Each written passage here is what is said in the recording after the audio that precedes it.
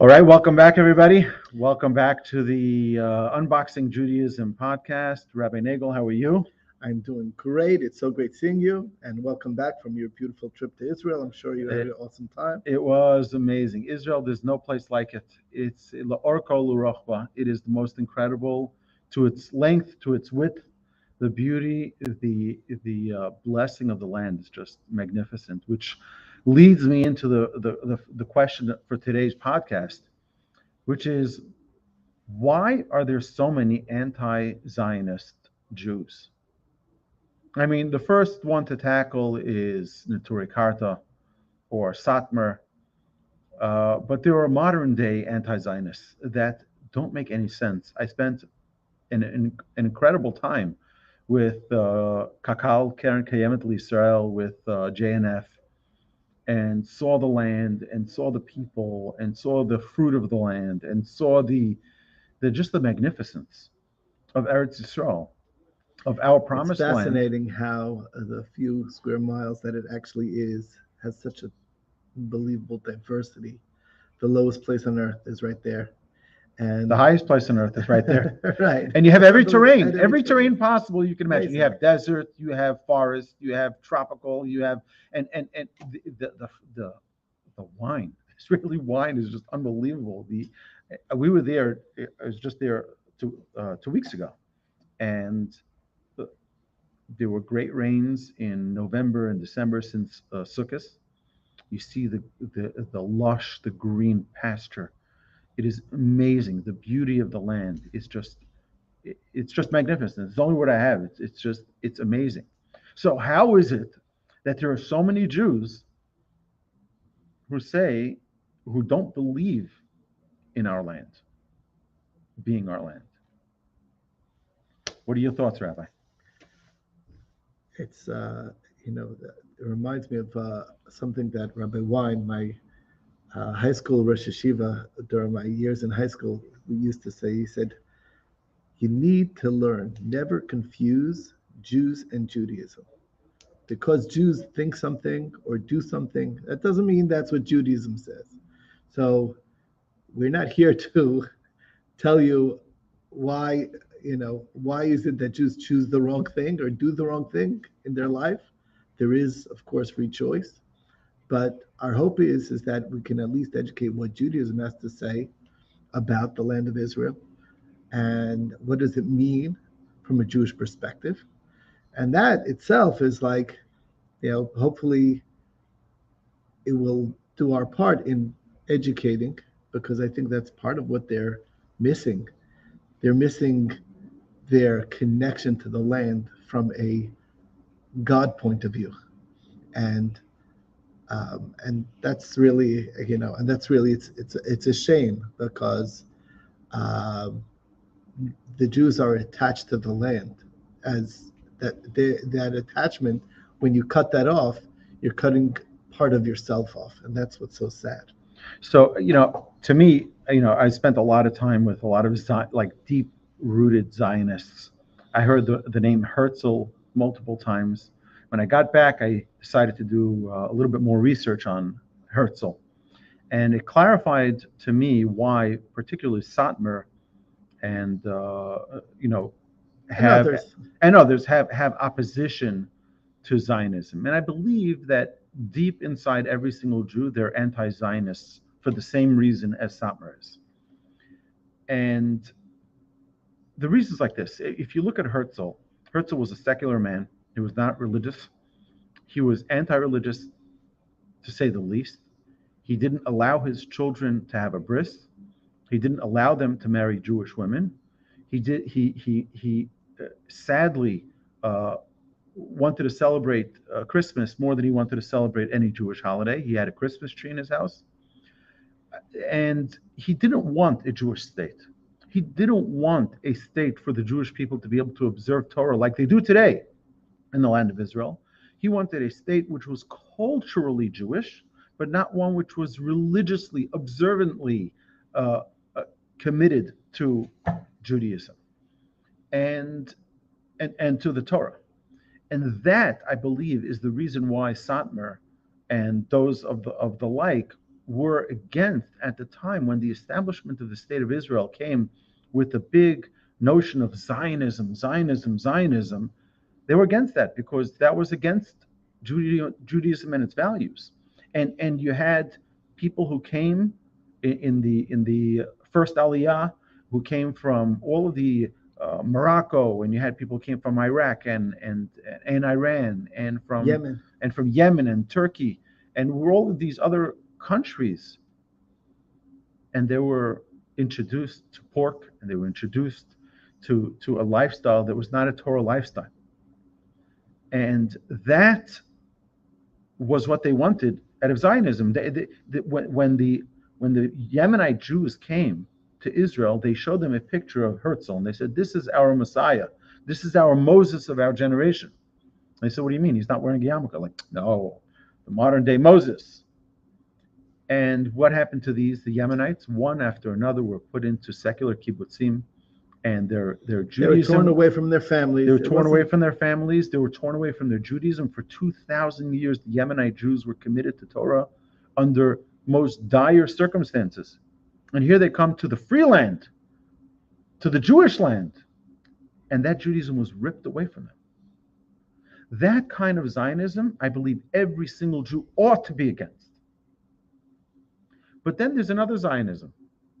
I don't know. I was born in Israel. I'm very proud to be an Israeli. I am very proud to have siblings who live there. I lived there for many years. I support Israel. I give money to Israel. I daven for Israel. That's the real Zionism, I believe, that we all are. I think there's another real point over here that when you talk about being culturally Jewish in the land of Israel, and you divorce from it any religious implications of that, any meaning from a religious standpoint, that leads one to where it ends up, which is where they start feeling is like, wait a second, but what right do we have to be here? Well, maybe we're kicking people out for no reason. Maybe we should have been in Uganda. All of those thoughts start creeping up when you disconnect, you cut away the religious component of the connection to the land of Israel. And they're seeing that more and more today, where modern Israelis, secular Israelis, are saying, what do we have with this land? Like, why do we need to even be here? There's no purpose for it. And and the more observant Jews who are following the Torah say, what do you mean? This is our land. And just to we should have made this as a preface. What connection do we have with that land? We have, from the first verse in the Torah, throughout the entire Torah, I'm talking about the written Torah. I'm not talking about all of the prophets and the writings. Just in the written Torah, there are probably 100 or more times where God says, this is your land for you and for your descendants. This is your land.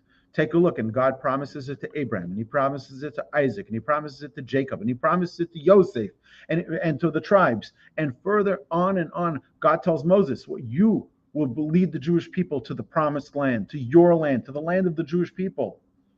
And it's referred to as the land of milk and honey. And it's like we have endless reference in the Torah, direct, black letter law, promising that this land is the land of the Jewish people. So it's in the Torah. It's not like it's like, hidden away in some esoteric text. Like that. Before 1948, there was never a people called the Palestinians. Never. You had the Jordanians, you had the Egyptians, you had the Lebanese, and you had the Syrians. They were always the neighbors of the land of Israel. Suddenly, we have all of this, this new, I would say, fabrication of a nation, almost. Now, we live in peace with many of our neighbors in Israel, and hopefully we'll find a way to have peace. But to me, one of the more troubling things of this whole anti-Zionist movement is the modern-day anti-Zionist known as J Street. We have an organization that on their website outright calls Israel an occupying state. An occupying state, the audacity. Have they never looked in the Torah? Have they never seen the words written in Genesis, in Exodus, in Leviticus, in Numbers, in Deuteronomy? To me, that I don't get. I don't understand it. That we're occupiers in our own land? It's unfortunately, it's such a sad truth that the Jews can be their own worst enemy. And it's specifically these misguided people that are,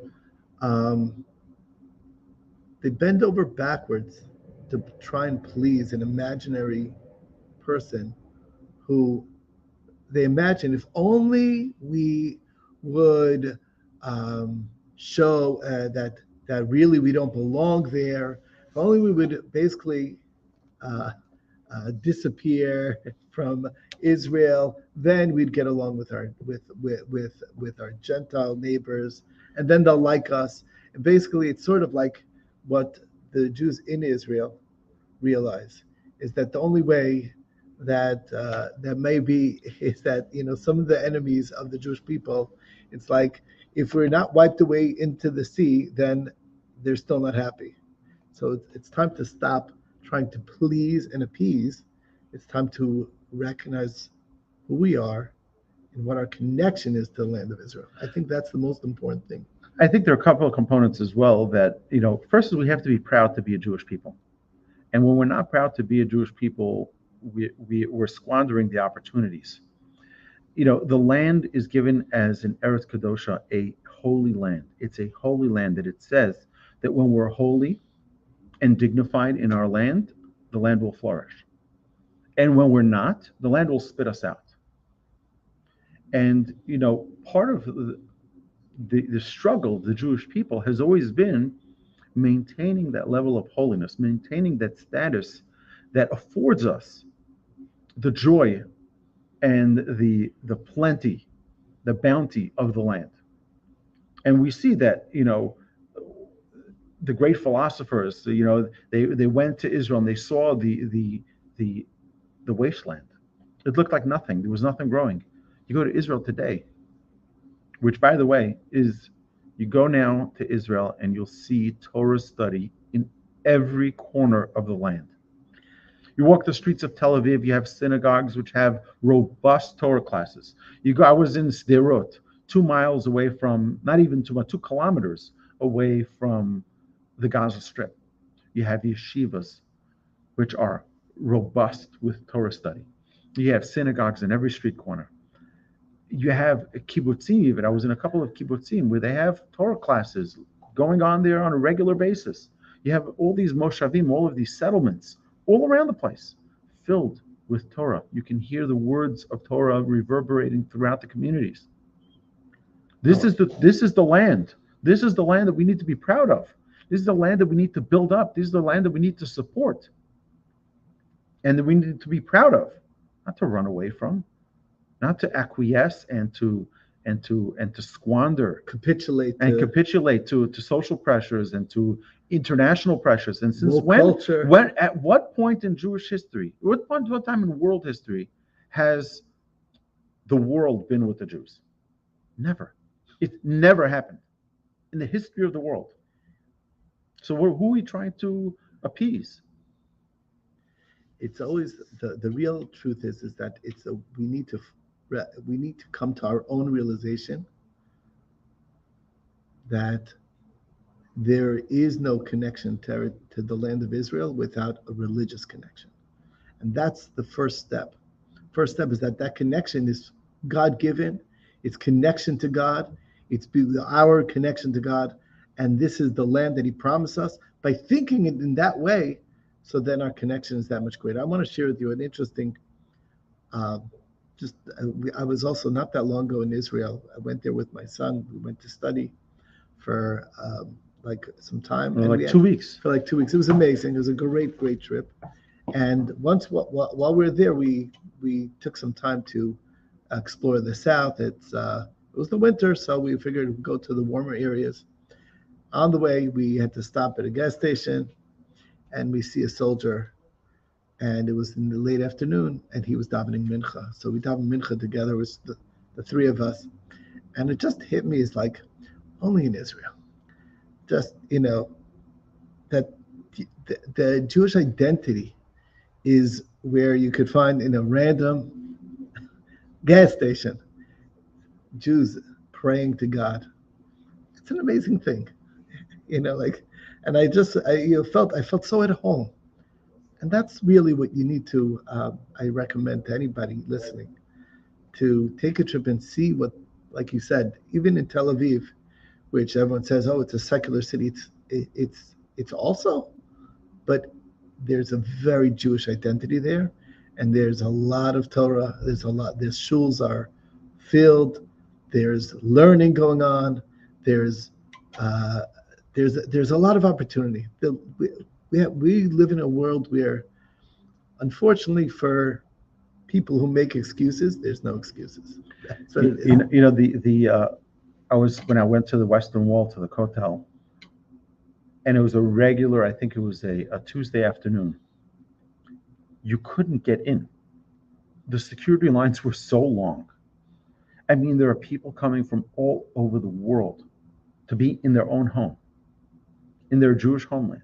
And aside for a tremendous amount of tourists, probably the most tourists I've ever seen. I mean, the entire Kotel Plaza was packed with people. But it's not only there. You go to the shuk, you go to the marketplace, you go walk down the streets of Jerusalem. It is hustling and bustling. It is so rich with the most incredible tapestry of humanity.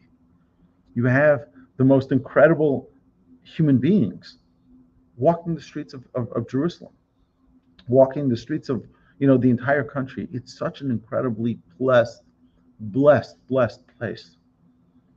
And to me, it just like it's unconscionable that a Jew would refer to his own land as being occupiers.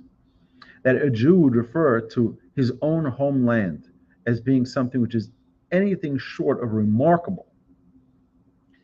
Another thing, it's kind of like, it's so disingenuous because everyone here in America, they live here, they're happy, they're part of their country.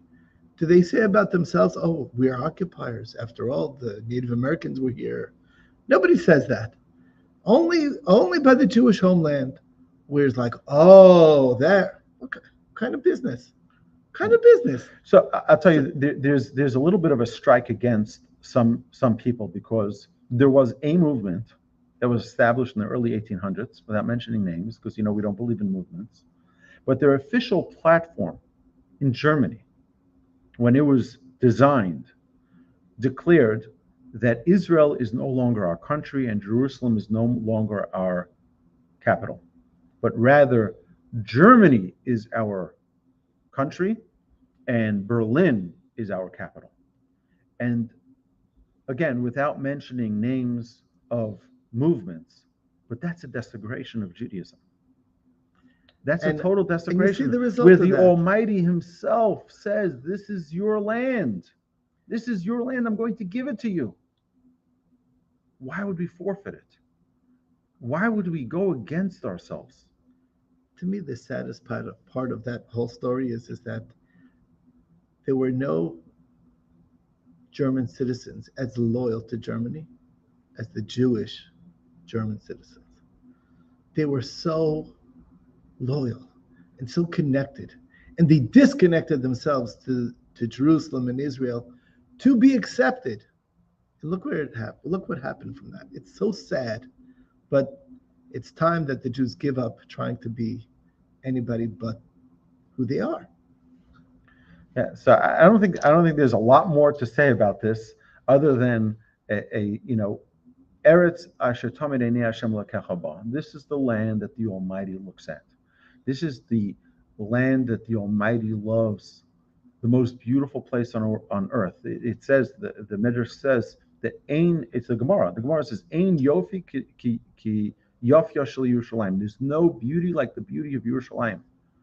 And even the modern Jerusalem, I mean, the roads, the roads, the tunnels, the bridges are just magnificent.